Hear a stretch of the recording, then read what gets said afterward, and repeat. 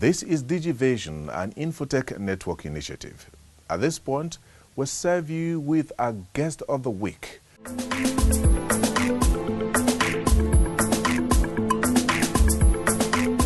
One issue that has given Nigerians sleepless nights is that of power and security. And to many Nigerians, security is the first. If well resolved, then we might just be on our way to economic development. How do you assess the security situation in Nigeria? It's actually, it does not look good. So the security situation looks terrible.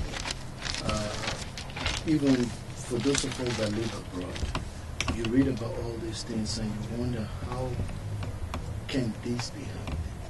How can a group of people go into a village and just massacre an entire community? How can farmers be fearful for their life? We hear things like cultism, people getting beheaded, body parts being sold. It's really disturbing. These are very disturbing criminal activity, and it's engulfing the whole nation. And so it's one of those reasons that some of us have to step up and do something. Let's come to technology as a possible solution to solving these challenges. Different governments have attempted different measures, including unsuccessful deployment of CCTV cameras in Nigeria. So, is there anything that seems to be different in this solution? From my perspective, deploying CCTV camera it's almost as if putting the cart before the horse. Okay. CCTV camera capture crimes as they are being committed, if they are being committed. It does not solve crime. But you must have the tools necessary to do the follow-up. Once you have the information, once you have the video, you need investigation tools. You need forensic tools to allow you to now investigate what CCTV camera has captured. If those are not, then what's the purpose of CCTV camera? Secondly, CCTV camera gives you information after the crime has been committed.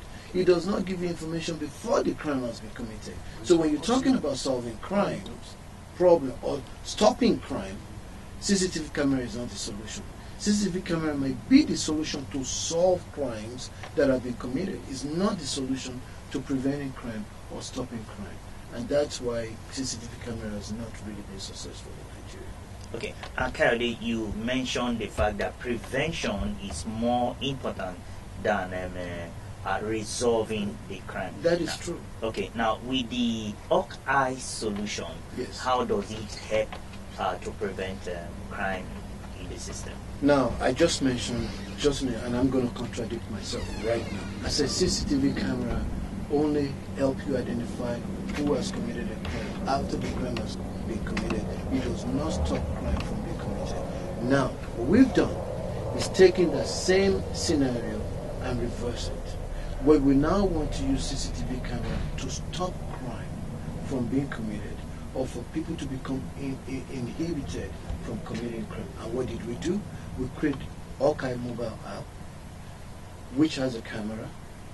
We develop applications around the camera, and then we give it to citizens to report crime. What we've just done is handed CCTV camera put CCTV camera in the hands of every citizen with a smartphone. That means now you have CCTV camera in every neighborhood to report crime while they're being committed, after they've been committed, and in a lot of cases, before the crimes themselves are committed, citizens can report those crimes to police before they are committed. Nigerians are quite reluctant or reserved when it comes to giving reports to police. Nigerians have the feelings that the police are quite not your friend, as it were, because of the probability of being indicted even when you make such reports. Does this application give room for any sense of anonymity, or how would Nigeria Nigerians actually manage this? It was one of the things that we had to take into consideration as we considered developing this app, because one of the things that we found in our research that most Nigerians were afraid of or intimidated. There's an apathy. Yes, it's not just that they are afraid of getting implicated. That's exactly in the crimes that they report. Yeah. So they generally do not report crime. So one of the things we had to do as we developed the system is that the reporting is anonymous. Okay. So that it does not capture your name or your phone number. None of that information is included in the report that you send. However, there is also a second option whereby you can file a report of a crime. You can choose to identify yourself with your phone number, with your name, that I'm reporting this crime and this is who I am, this is how you can reach me. On the other hand, if you want to remain anonymous, those options are also there for you. Okay. Nice one there. Now, can you give us succinctly, in specifics, how this system works? Assuming this were a crime scenario, yes, and I want to make reports to the police. Okay. How does it work? Let's give let me give it descriptive. I'm on the street. I'm sitting in my car. I looked across the street, and there is a gentleman attempting to break into another person's vehicle. Discreetly, I'm about 100 feet away from him. He doesn't see me. I pull out my phone. I hit on my auto theft on the phone, on the app. He opens up my camera. I'm able to record his activity for about 60 seconds, and I click send. The system immediately identifies, based on my location, that I am in Lagos versus Abuja. It uses the location service on your phone to determine which state you're in. Then it will report to the command center for that particular state. When the command center receives it, they can watch the video or they can see the image. At the same time, they can immediately dispatch officers to the nearest officers to the crime scene. And here's how that works. We also have a second application called the iPolice. It's a mobile device terminal that we are now deploying on patrol vehicles. We've deployed about 250 of those in Lagos as it stands right now. Those tablets are constantly sending their location information to the command center every 15 seconds.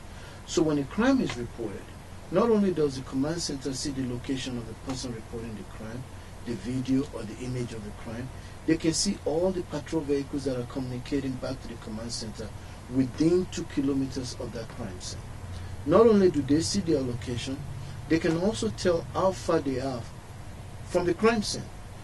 The system can also determine, based on traffic, based on the speed of the vehicle, how long it will take for a patrol vehicle to arrive at the crime scene.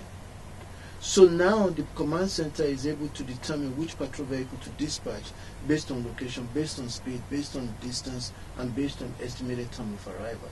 So you get a much more efficient, quicker response to crime from the Nigerian police force. To what extent do you think this solution puts Nigeria on the right track? We've just discussed how the app can be used by the users to report crime. The transparency, the visibility that this system brings to the police force will make Nigerian police force, put them right at the top of the food chain when you run police forces. And I will explain to you why that is the case. If you report any crime anywhere in the country today, it will be seen at force headquarters. Great. The visibility is amazing. That means force headquarters can see every crime that is reported in Nigeria. They can see any crime that is reported in Lagos. They can tell if the Lagos command is dispatching officers or not. If Lagos command is not dispatching officers and the crime reported as showing pending, the staff at force headquarters can see all the patrol vehicles in Lagos, can begin to dispatch directly from force headquarters to take action to make sure the police is functioning effectively. The system would immediately generate business intelligence report to the IG that something was not working in the Lagos command, that someone needs to take a look. When you report a crime today at a division, they take action at the division. The action starts there and it ends there. unless you go to force headquarters or the police commissioner's office and lodge a complaint. That's no longer the case. Now, today, everything that is done can be captured digitally. The reports are now captured digitally. They're in the cloud. Nobody can manipulate your report. Nobody can change your report. If you do, the system capture, we do what we call footprint management. It knows this was the report, the statement taken from you. You know this is the new statement. Who made the change? Who issued the detain order? All of those things are now available.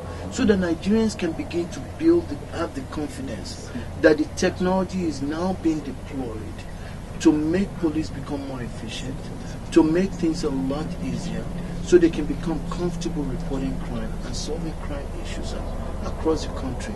I have to, however, before I get off this show, commend the entire force, the support that we received. Because it's one thing to bring the technology. Now you have to localize it.